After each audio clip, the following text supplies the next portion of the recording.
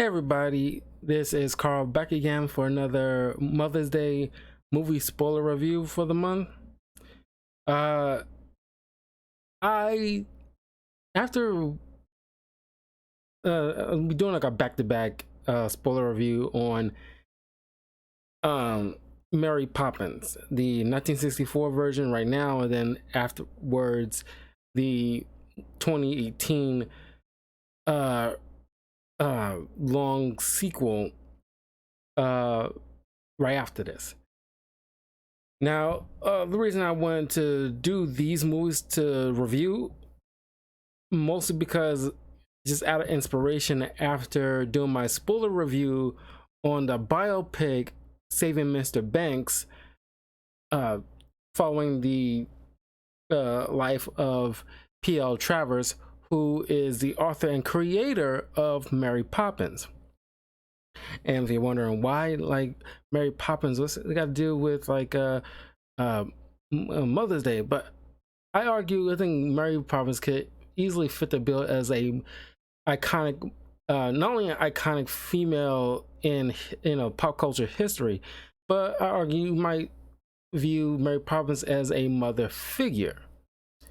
The way she helped take care of not only the children but the family as a whole, as a household, like typically a mother would. And when I was a kid, I didn't I remember liking Mary Poppins. Remember watching on VHS. That's how long ago it was. The Mary Poppins 1964 film.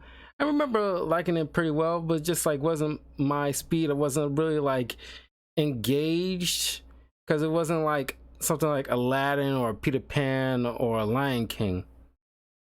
Now it's been so long coming back to this. Now, like, a little older, I have a better understanding on like the adult stuff that's carrying on that kids probably won't pick up on, and like the subtle nuances on like the acting, like towards the third act where Mr. Banks having that long walk back to his employment from his house, and from that point to him getting to his boss's office, it's just like almost no sound, and you just see him walking. He's obviously contemplating, and all that just seems like really, really well done. It's just like you're just with him.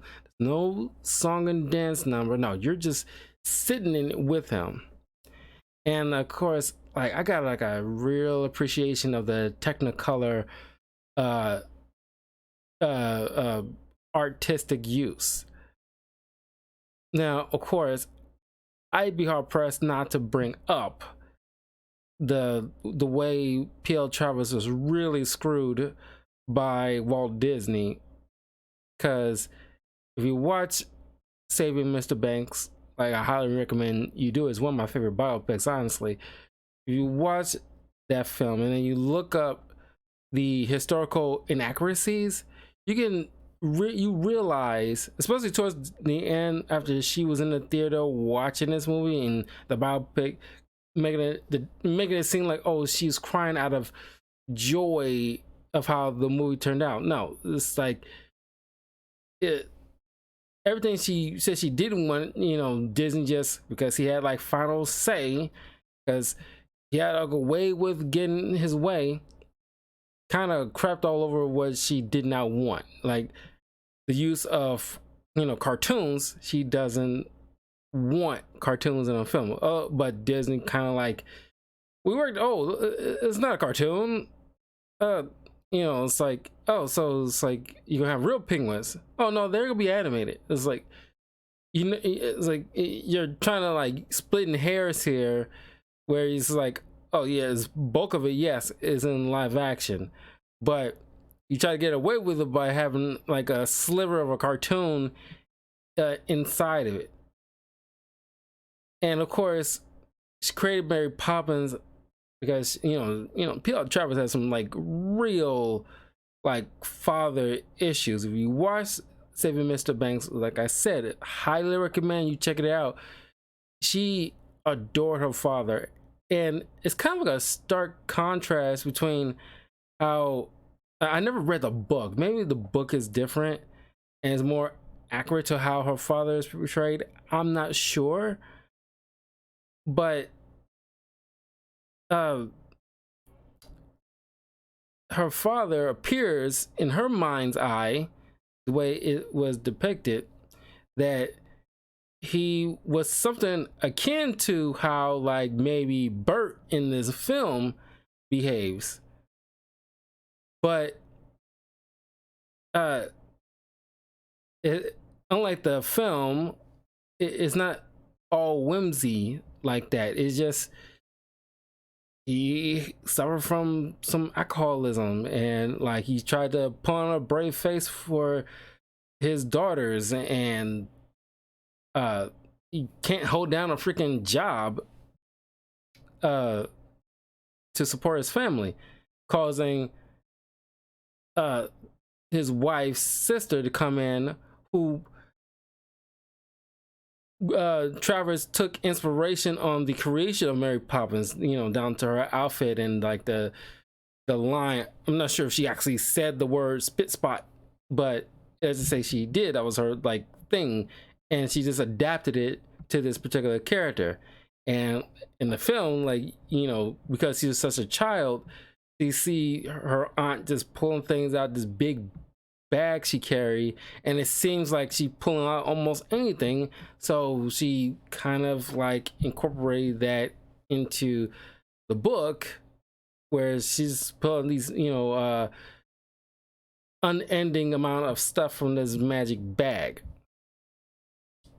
And she can, Mary Poppins can fix everything, but you know, the way like it seemed to be depicted, P.L. Travers doesn't view Mary Poppins as like, you know, someone that'll just, you know, wave a magic wand and make stuff better. She, you know, according to the biopic, like, oh, she teaches people, like, you know, teaches children like how the real life works and stuff like that. Matter of fact, the way because the biopic kind of makes it seem like Walt Disney was kind of like the almost like a hero and stuff like that, but not really. Because like I said, he pretty much just did what he wanted in the end of it all, and he kind of kept harassing her. I won't say harassing, hounding her until she eventually caved in and, you know, worked with getting Mary Poppins into the Disney fold. But all the stuff that she wanted and not wanted a part of it, he kind of like just did what he wanted. It's hard pressed to say, like, you know, it didn't turn out to be a banger, because it is really good and one of the most iconic films in history, but it, like, you know, like at what cost? Because if you create something and it needs to be in a particular way how you view it, and things that you don't, it's just like sometimes authors, it really, it's kind of the same thing with like you know, Bill Finger and Bob Kane. I think I remember them having some kind of thing where like one of them, it took a long time before I forget which one, I think it was Bill Finger, who eventually got his name on a lot of Batman related stuff at a certain point, because these two authors had like a falling out, and then like Stan Lee and Jack Kirby had like a thing. So it's like, yeah, I don't know, it's kind of wild. It's like, you know, how so often that kind of thing happens, where authors' wishes aren't respected, or they don't get the credit that they, the part that they play in. And of course, you know, P.L. Travers got her credit from the jump, but she just wasn't listened to when she gave Disney pushback on certain things. I'm not sure how the movie would have turned out if her wishes were respected and you didn't add any cartoons. Of course, there was other stuff that she didn't want, but well, according to biopics, it kind of make Travis seem like a shrew. But I imagine realistically, you know, well, I don't know, given her how she grew up and the time period she was in during this moment, she might have been set in her ways and like might be very stern, but it's her work. She should have final say. Um, but anywho, I think like P.L. Travis, the way it's depicted in the biopic, seems more akin to how Mr. Banks is depicted in the actual film. The way she carries on about like the real world and how it needs to be, and like she just doesn't take the moment to uh, uh, find her childhood again. She kind of like maybe had to grow up fast, and like her death of her father kind of really rocked the family, and the mother, I'm not sure how accurate that part is, where she tried to delete herself at a certain point because things got too stressful because the father wasn't doing what he needs to do as a father, as a responsible father. It's not saying like he doesn't, because he spent more time trying to play with his kids rather than owning up to his responsibilities as a parent. And you can do both, but he I don't know which came first, the alcoholism or just him losing out on jobs, chicken or the egg situation. I'm not sure. But she Travis really had an issue of how, like, according to how the production of this film because there was like one particular scene in the biopic that really kind of like always stuck with me, where she just has almost like a meltdown after going over how Mr. Banks is. Like, no, Mr. Banks isn't cruel, he's not this, he's a wonderful person. She see her father, the way Mr. Banks is portrayed, I imagine that's how she always saw her father, or wanted to see her father. I was like, no, he was a good man, a responsible person, and it's just like you can say she probably just forgot or wanted to omit certain things, like, because the way she probably wrote it is how they're trying to adapt it, and she's not seeing it that way. Once it's brought to life, she's seeing like, no, she's not cruel, it's not the way I wrote it. But that's how they're interpreting it from what they're reading from your books. If he's portrayed in the book the same way they brought it to life, then you're just living in your own fantasy land on how you viewed your father as a kid. Because as a kid, we always see our parents as almost like superheroes without any fallibility. She never really understood completely that her father had like a real problem, and you can say she was like in denial of that. I'm going off. I'm getting to the movie in a minute, but I'm just like lay out that kind of stuff that really stuck with me, because the life of P.L. Travis was very interesting to me. When I saw Save Mr. Banks, gave me like a whole appreciation of Mary Poppins story. So yeah, Julie Andrews plays Mary Poppins. That was one of her first big roles back then. Dick Van Dyke plays Bert, the Cockney man of jack of all trades. And yeah, I want to put it out there, I know, and it's like I heard all the jokes and I did pay attention when I watched this movie again. It's like, yeah, his Cockney accent is like kind of like but I think a lot of people are willing to ignore that, given the fact that Dick Van Dyke is an amazing actor to this day. Like he still got it, and it's just he's very lively of a man, and you can tell the way like when he expresses himself, especially in this film, it just adds to the charm. So like the goofy accent, you are willing to let it really slide because he just make he's just an animated type of guy that you know everything else seems to fall by the wayside. You got David Tomlinson as George Banks, and it did not catch on until like when I was watching this movie. It's like, ain't this guy? Uh, I swear, like I saw this guy in one of the James Bond films.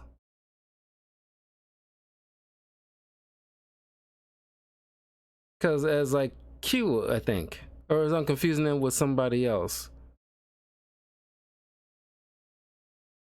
Because I swear that guy, no, it's not the same guy. But out of curiosity, I'm gonna see something like uh GoldenEye, because he was in GoldenEye, I know.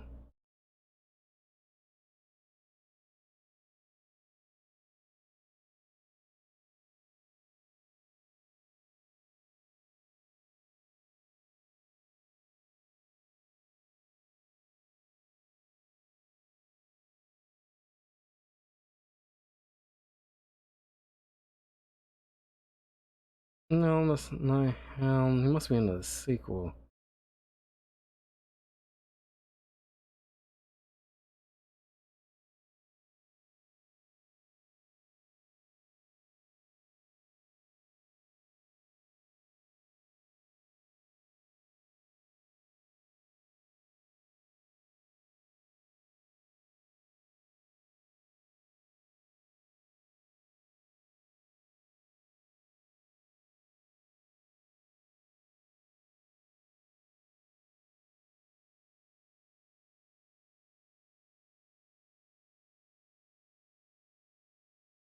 Ah, come on, that's not how.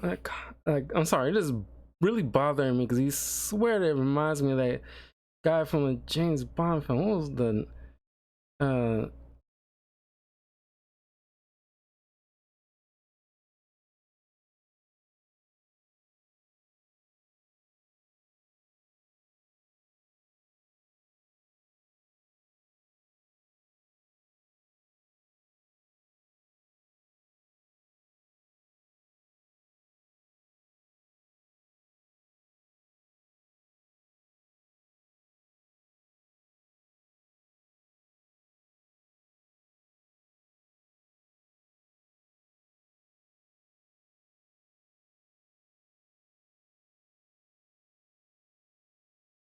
Um,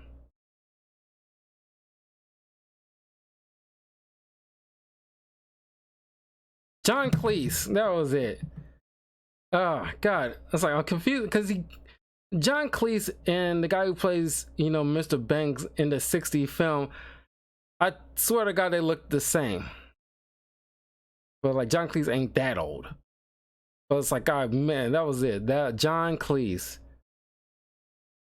Oh my God. Anyway, yeah,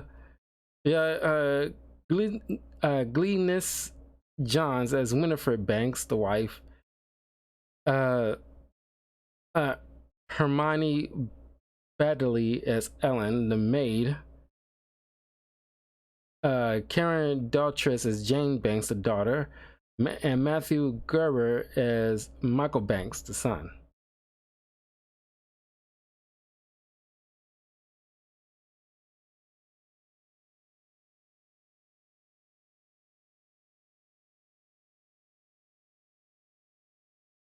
So anyway, well, that's pretty much like kind of like the major players.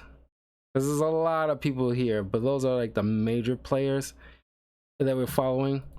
So, uh, I gotta say, the music here still iconic, very catchy. especially like the chim chim chim chimney, the chim chim chiroo, and like supercalifragilisticexpialidocious.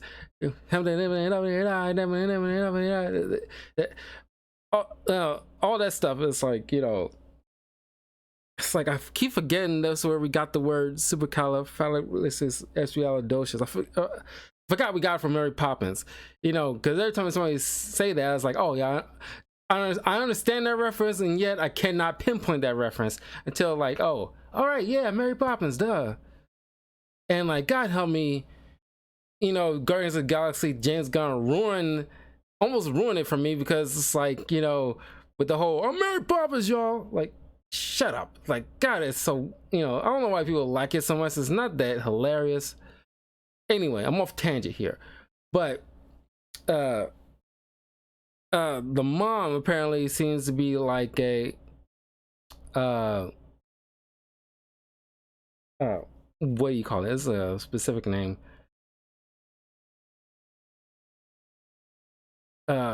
She's like a member of the Emmeline Pankhurst votes for women's suffrage movement. So she's more like she's one of those kind of early feminists back in the day, and this is like 1901. As a matter of fact, this movie and the sequel are depicted around a time, at least like a good handful of years, if not few years prior to both world wars, which is kind of funny. So then kind of living like a life where it's like relatively peace until like you got like an evil wannabe world conqueror over in Germany stirring up trouble that they failed, or at least did not even realize they was stirring up until it came on everybody's doorstep. But Mr. Banks is like like a very like strict rule following like proper things, proper Englishman attitude, and like do the adult things, and it's like you work, you do everything responsibly, and no time for nonsense kind of situation. And I gotta say, the mom, it's like, what are you doing?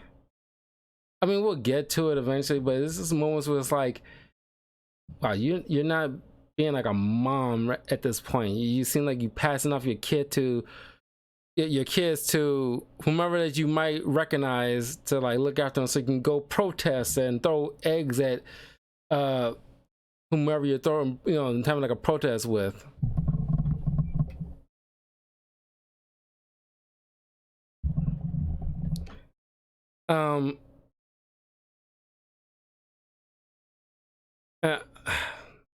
I want to say like, I think like the Mary Poppins book might be geared towards like the focus being on the kids and the father, and less on the mother, because maybe P.L. Travers didn't have that kind of, I'm pretty sure she she obviously loved her mother, but I think she had like a more, just like fathers and daughters, it's like they have like a more of like a closer relationship.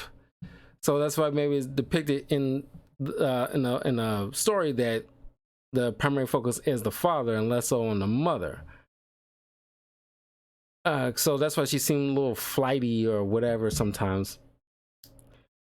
But the children are depicted like they're like, oh, they're handfuls, or they keep escaping from whatever nanny that's looking after them. And maybe it's because you're crappy nannies. I'm not sure, but it just, they seem fairly well mannered. Not like, I mean, they're definitely better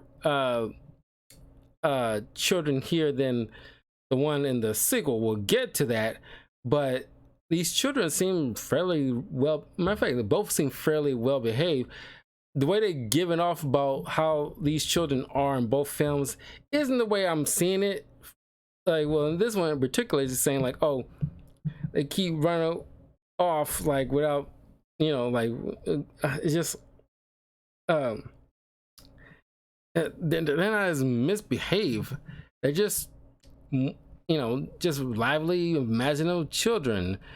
You're just probably not doing a good job being a nanny and wrangling them in to make sure they don't go off too far. Kids tend to wander off or like, you know, or do their own thing. So uh, now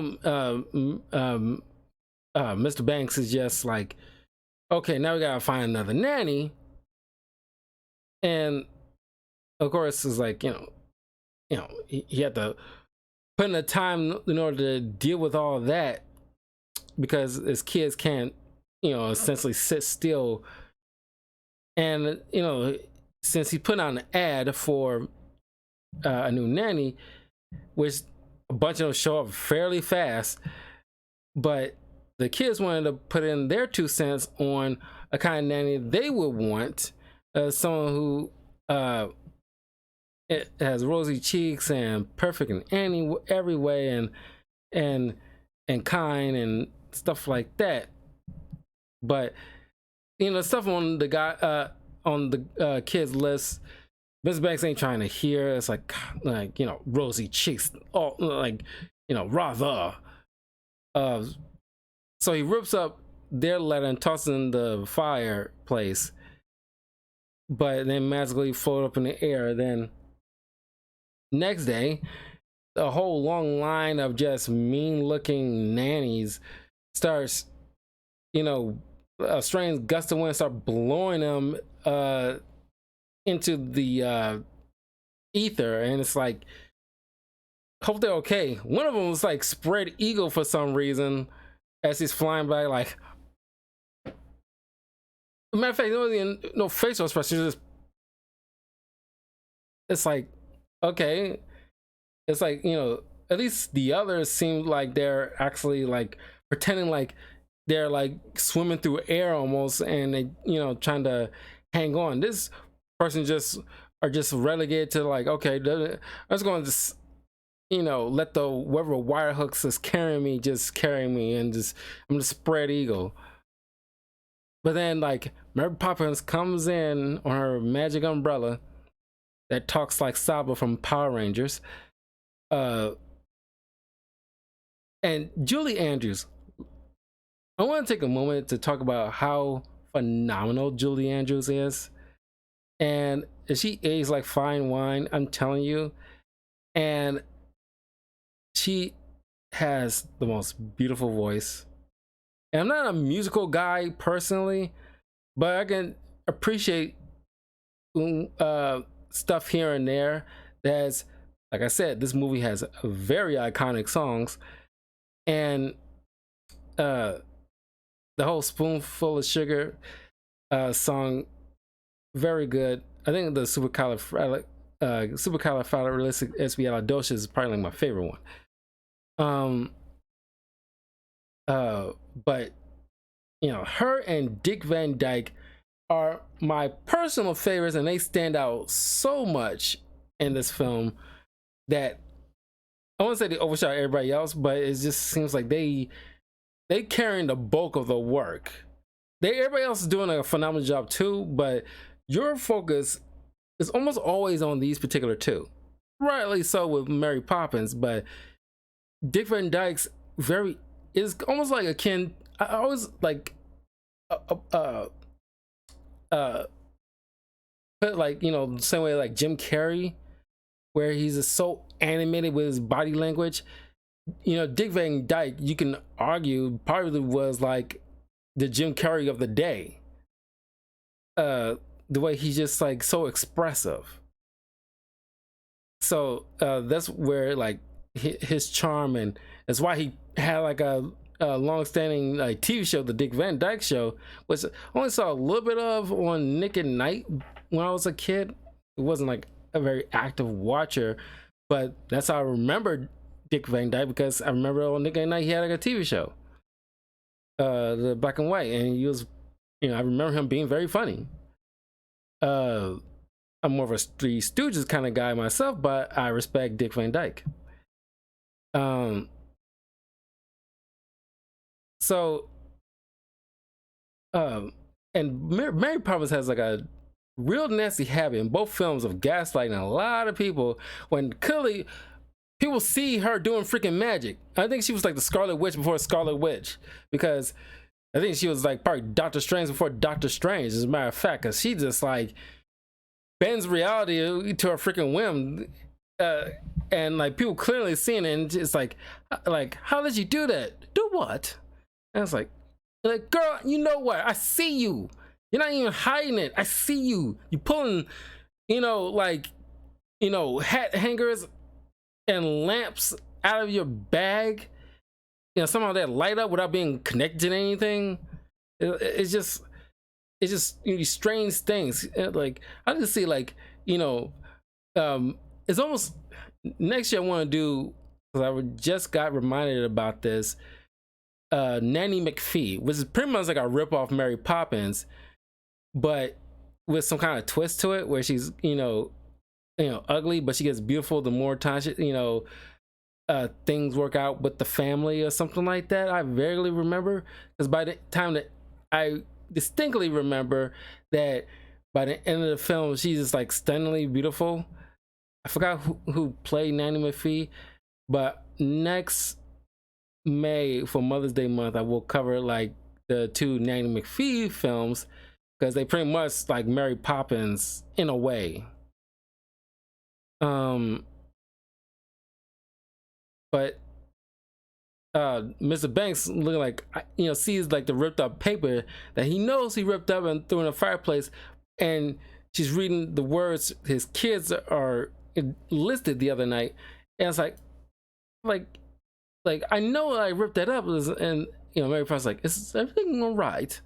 And it's like, did you lose something? That's like, clearly That's like, you gonna make this family lose their freaking minds when you sitting there messing with them like that. And so she gets hired, except she works only, she doesn't work every other Tuesday. It's like, what are you doing every other Tuesday that you don't have to come in this day? Now I'm trying to get in the business. She does whatever she wants to do. It's like, are you visiting other children to check up on them, or setting up stuff for the week's adventure? Like, what are you doing?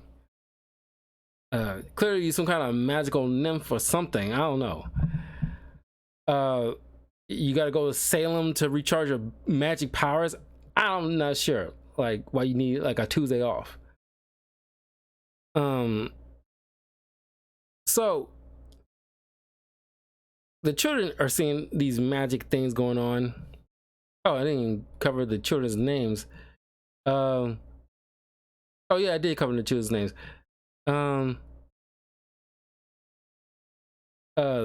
Jane and Michael.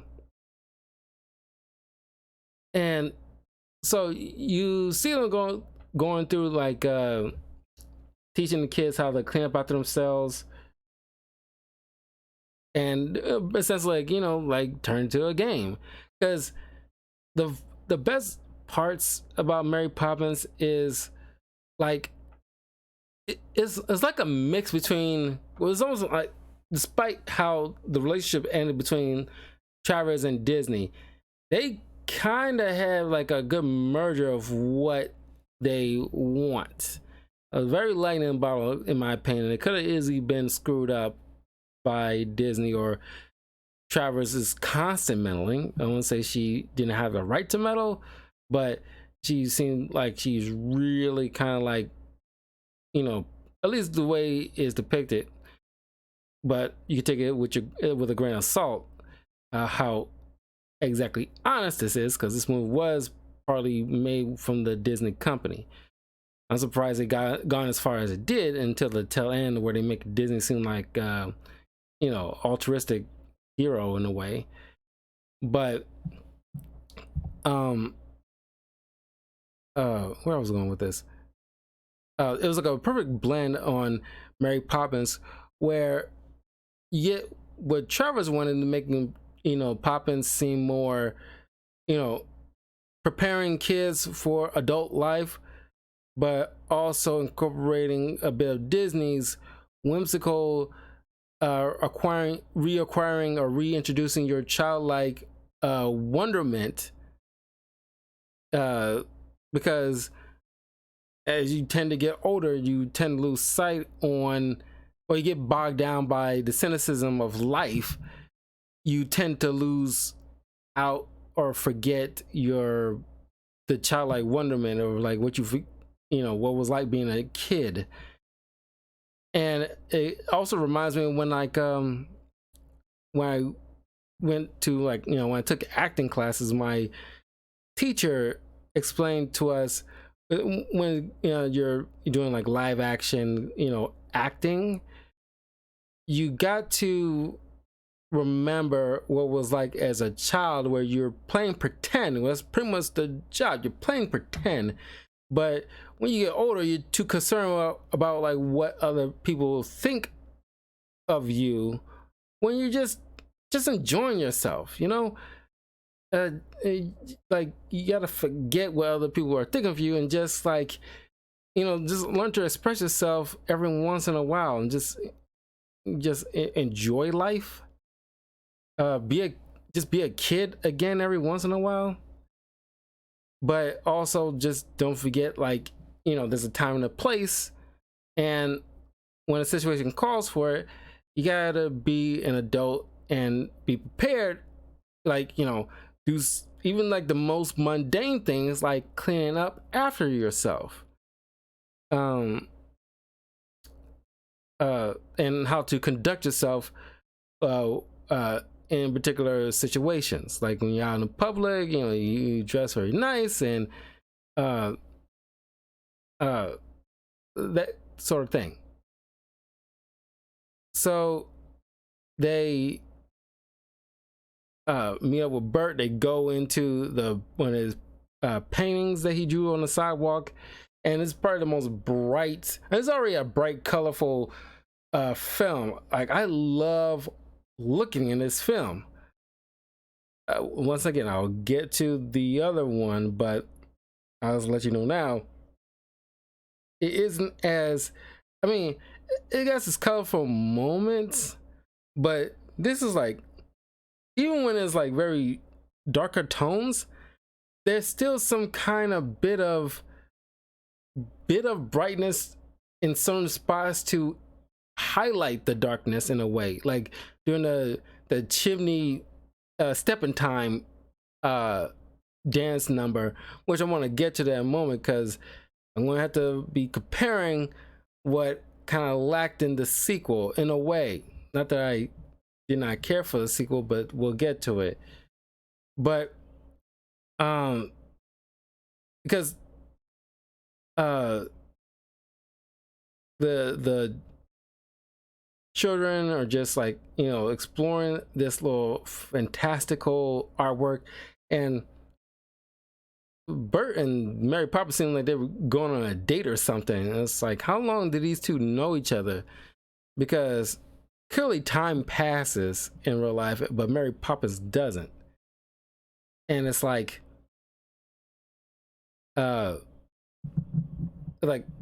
because if you look at it in that particular lens,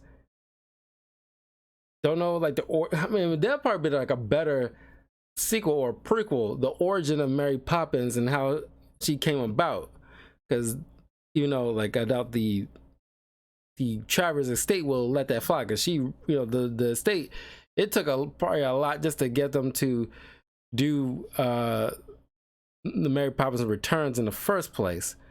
But it'd been more interesting to figure out like the origin of Mary Poppins and when she met Bert, because he had to be fairly young, because that seemed kind of weird, because Mary Poppins, let's say she's probably 100 years old or something.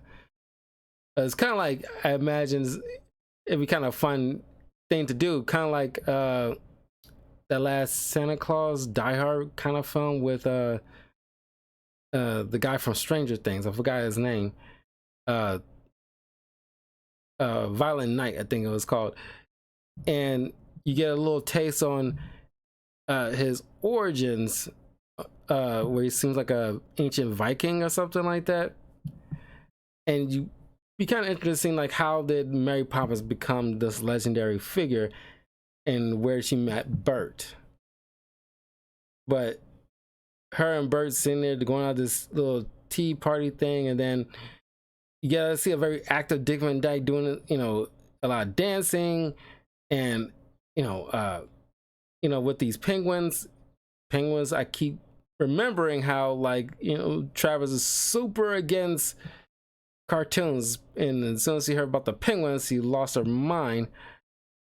Uh, that's all I can think about. It's like, oh god, yeah, she she did not want any of this stuff. It's like I like it, but it's like the author didn't want it to be in here.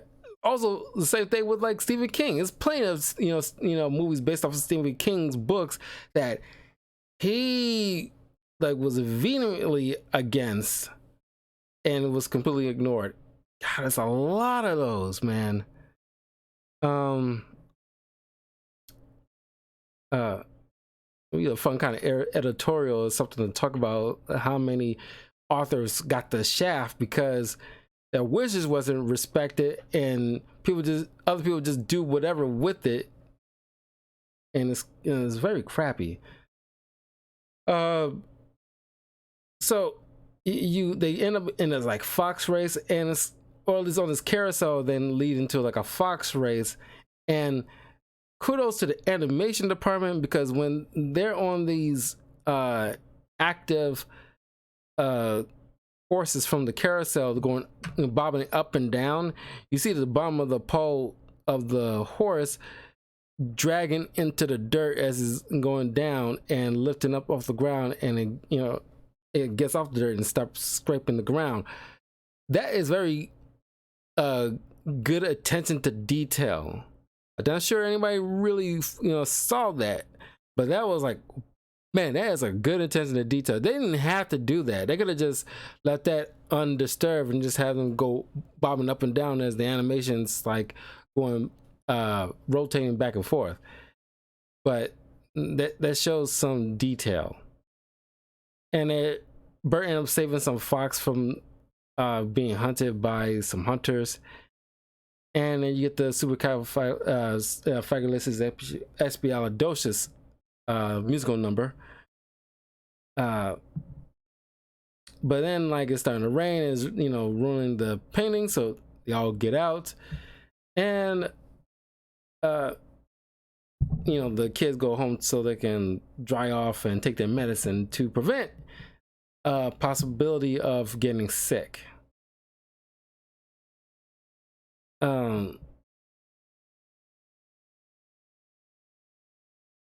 So at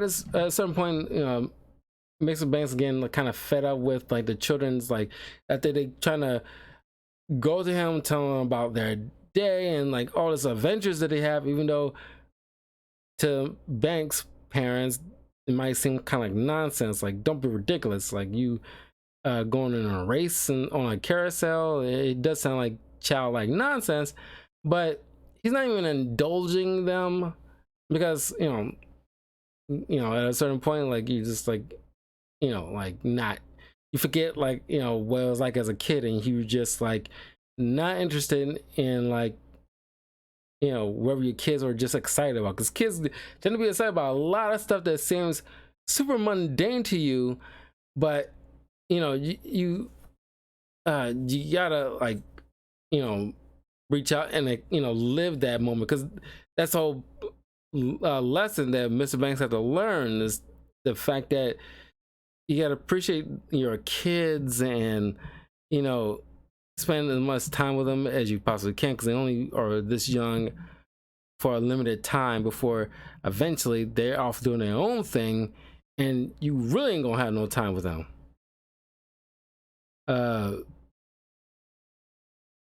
So he is just kind of miffed at Mary Poppins with like filling their head with nonsense and blah blah blah, and so she kind of incepted his brain, suggesting like, hey, maybe you should take your children to go to work with you, trying to at least like force him to spend some quality time with the kids.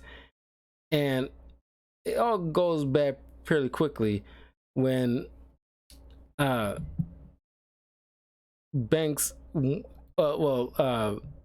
George, no, not George, Michael wants to give his what do you call it, tuppence, this old currency English people had at the time, to this bird lady, this poor woman who's feeding the birds. And of course the father's like, absolutely not, you're going to take it to the bank, we're going to invest it for you, because he's trying to open up a savings account for his children, and which is like a very responsible thing, because when I was like somewhere between, I'm pretty sure I was in my teens when my father helped me set up my bank account for the first time. And I think that probably a more appropriate age to start that, rather than, because these kids were like what, 8, 7, 8, something like that.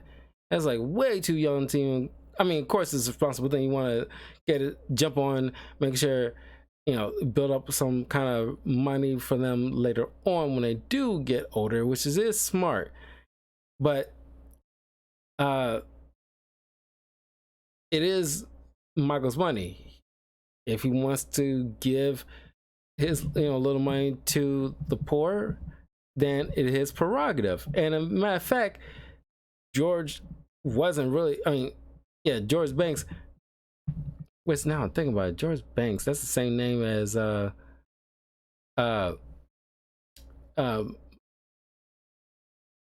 Steve Martin's character in another movie I reviewed, Daughter of the Bride, or Father of the Bride.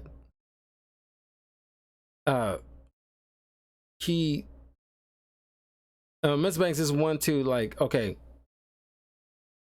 he should have been, like, at that moment teaching, or at least praising his son, the fact that just out of the goodness of the heart, he wasn't even thinking, he doesn't treat her like a second class citizen or less than. He saw a person, he she's on the down and outs, he wanted to give his tuppence to her so she can at the very least feed herself or something, whatever, how much that worth at the time. I think it was just 2 piece, but she might have gotten something from that at that era.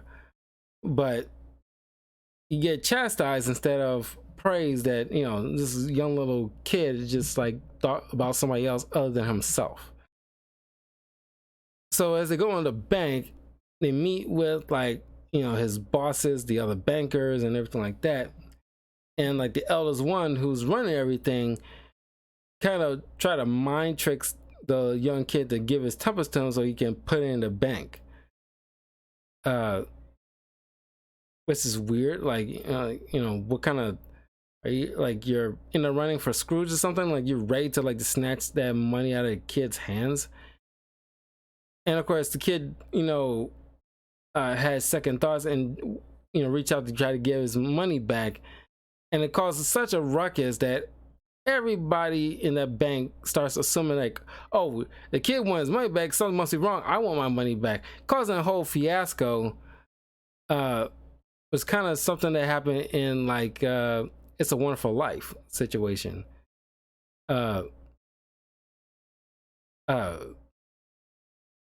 So this sets off the father.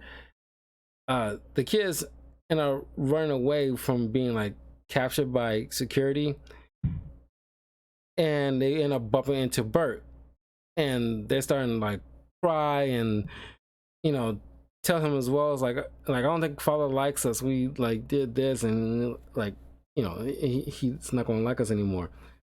And kudos to Bert, who's trying to express to them, like, look, your father is going through a lot, probably, and there's no way on earth he does not like you guys anymore. You could not do that, because you're his kids. He loves you with all his heart. He just he has, like, responsibilities, gotta work, you gotta, because he expressed it in a way, like, you can understand, like, men in the household go through a lot. They have to shoulder the burden on a lot of issues just so he can, there's problems and problems and he got to solve, so that way it's less for the family to worry about. Because if the family starts worrying about it, then there's upheaval. So the lesson that he has to shoulder all that stuff, and it's not like he will have an outlet, which is kind of funny given today's day and age, that men won't have like certain outlets to express their woes, because 9 times out of 10, like, most people won't give a crap. You just, by and large, I want to say there won't be therapy or anything like that, but guys have to bear a burden on a lot of stuff just to avoid their significant other and their kids of worry. So as he's bringing them home, the mom is going out to do another protest, and it's like, oh, it's like nobody's gonna be around to watch my children. Oh, like, why don't you watch your children? Are you saying like your protest is more important than watching your own kids? It's like, dude, like, are you the only one there? Are you running the entire thing? Like, what's the deal? So she leaves Bert to look after the kids since he's doing chimney sweeps at the time. So Papa show up, and then they go up onto the roof to gaze out on this very smog heavy London cityscape, and you see the whole Step in Time performance. And the Step in Time and the supercalifragilisticexpialidocious musical number, the performance in both of those are so lively. It's like you are just immediately sucked in. I love them. And the Step in Time, like, really use darkness to its advantage, because it's like, it's not like super pitch black where you can't tell what's what, but it's light up just enough because they're covered in soot, but it's light up just enough so you can see all the active performances, and and just like almost like they're actually on rooftops. Like, kudos to like the props department.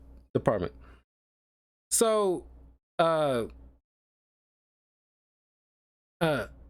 as everything is all done,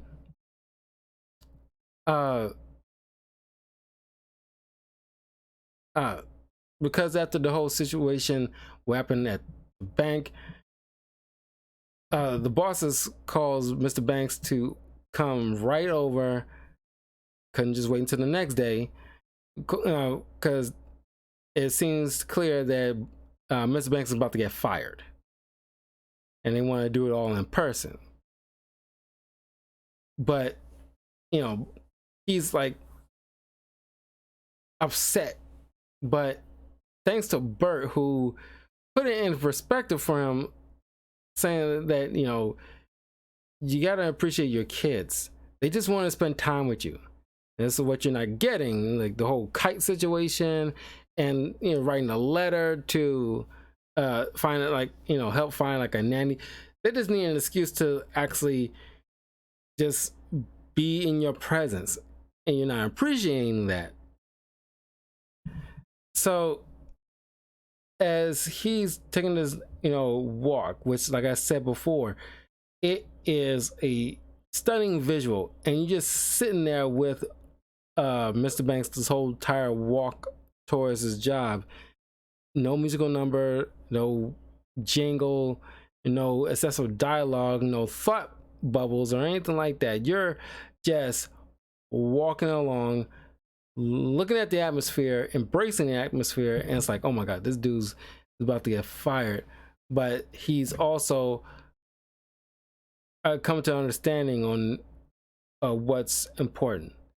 So as he's going into the office, and they're ruining his hat and his umbrella, because I guess that was like a thing back then. I think it's called like cashiering. Generally within military forces, is a ritual dismissal of an individual from some position of responsibility for a breach of discipline. So they do a very militaristic thing, even though they're just all bankers. So, uh,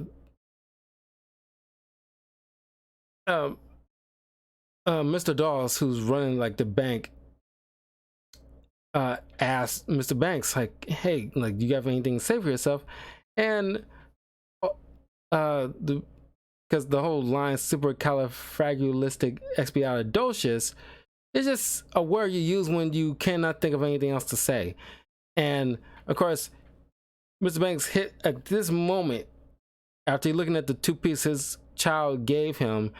He come to realize what's important and nothing else to say. Because he knows, like, look, I'm gonna, fire this. Like, there's nothing to say, but supercalifragilisticexpialidocious. And everybody's looking at him like he's gone mad. And he gives Mr. Dawes this joke that his son was giving him that he got from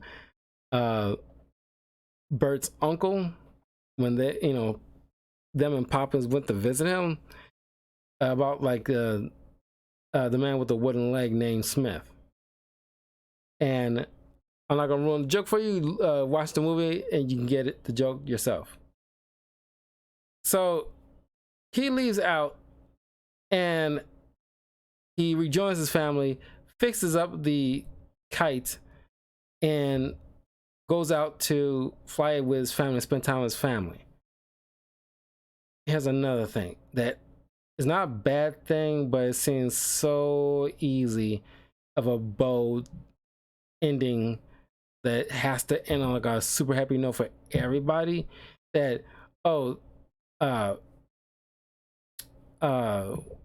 his name? Mr. Dawes loved the joke so much he literally died laughing.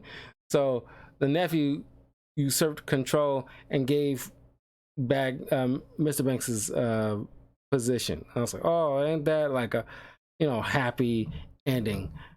And it's like, I don't know. Personally, I think it'll be, I don't know. It still works, but I would have been like, okay, let's not give him his job back. I don't want that to be so easy of a happy ending where you just end it with him just not even worry about a job. He'll figure it out. But for right now, I just want to spend quality time flying kites in the park with my family.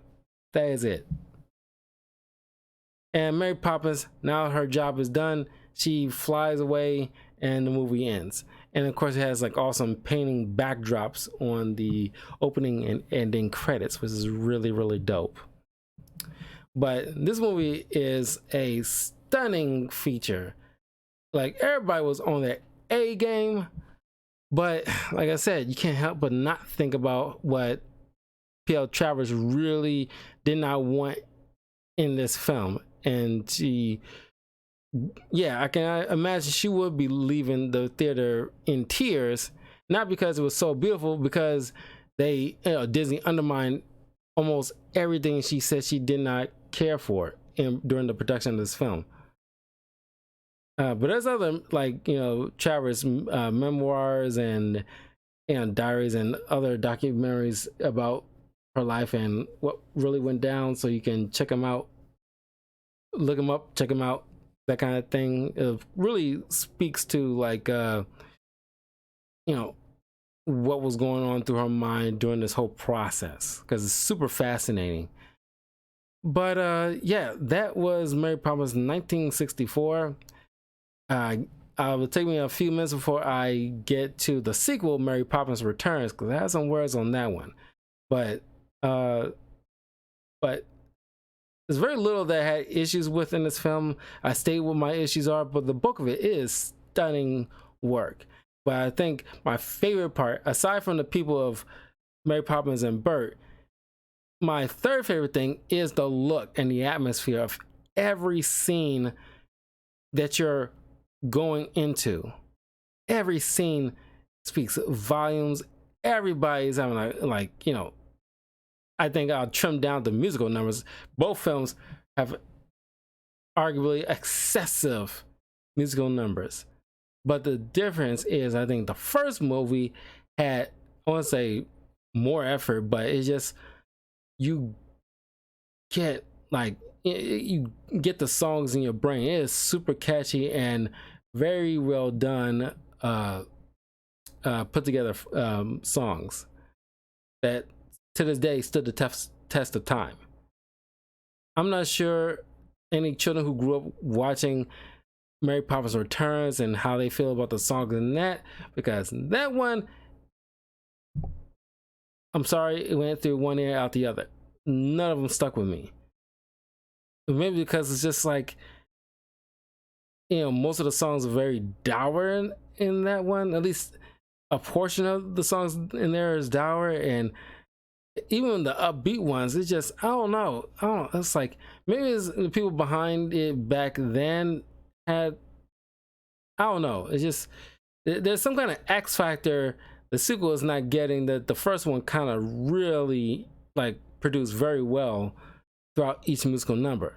I did not care for all of them, like the bedtime kind of songs, but I think like 90% of the songs in the first Mary Poppins are stellar performances, while the other one is, well below average as far as like the general songs. I cannot hum not one of them. Anyway, if you're watching this on YouTube, leave a comment below. Let me know what you thought of the 1964 Mary Poppins film. They're both of them on Disney Plus, but man, the runtime on both of them are super close. As a matter of fact, each particular moment kind of mirrors almost each moment of the sequel almost mirrors the exact, not only is it almost the exact typical thing repeated, but it's almost happening around the same runtime, which is very eerie. Like the moment that Mary Poppins comes swooping in the first act is almost 3 minutes apart from each other. That's how close they are with each particular thing. So anyway, I will see you guys in a few minutes. Like and subscribe in the links in the description below, and I will see you all soon. Peace.